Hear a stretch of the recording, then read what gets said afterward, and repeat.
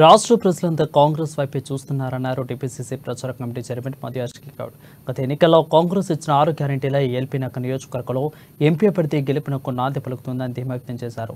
తెలంగాణకు కేంద్రం గాడిద గుట్టు తప్ప ఇంకేమీ తీసుకురాలేదని మధు యాష్కి గౌడ్ మండిపడ్డారు. ప్రధాని మోదీ 50 లక్షల కోట్లు ఉన్న అప్పులని 180 లక్షల కోట్లకు చేర్చారని ఆరోపించారు. కేంద్రంలో బీజేపీ అంబేద్కర్ రచించిన రాజ్యాంగాన్ని మార్చే ప్రయత్నం చేస్తుందని అన్నారు. కేంద్ర ప్రభుత్వ రిజర్వేషన్ల రద్దుకు కుట్ర చేస్తుందని, బీజేపీ మోసపూరిత వ్యాఖ్యలు నమ్మి ప్రజలు మోసపోద్దని సూచించారు. 2001 వచ్చిన మాకు టీఆర్ఎస్ శ్రీనివాస్ కూడా పాటించారు.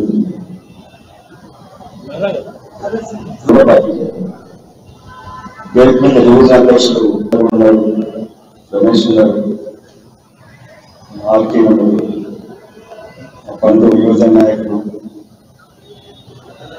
మహిళా నాయకులు కూడా ఉన్నారు ఇక్కడ ముందర.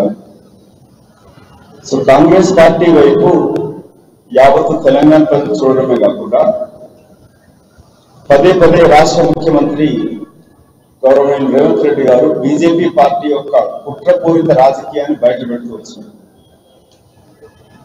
మరొకసారి బీజేపీ ఇక్కడ అధిక సీట్లు గెలిస్తే బీజేపీ పార్టీ కోరుకుంటున్నట్టుగా రాజ్యాంగాన్ని రద్దు చేసి రిజర్వేషన్స్ రద్దు చేసే ప్రక్రియ మొదలు పెడుతుంది. మల్కాజ్గిరి పార్లమెంట్ నియోజకవర్గం రాష్ట్రంలో అన్ని నియోజకవర్గం గెలిచినా కూడా మల్కాజ్గిరి గెలవడం చాలా అత్యంత ముఖ్యం. ఎందుకంటే ముఖ్యమంత్రి గారు ప్రాతినిధ్యం వహిస్తున్న నియోజకవర్గం. అందుకే కాంగ్రెస్ పార్టీ ప్రతిష్టాత్మకంగా తీసుకొని గతంలో కాంగ్రెస్ విడినాడు నాయకుల్ని ఆహ్వానించడం జరుగుతూ ఉంది. ప్రజలకు కూడా వివరిస్తా ఉన్నాం. గత 4 నెలల లోపనే గత 10 ఏళ్లు జరిగిన అభివృద్ధి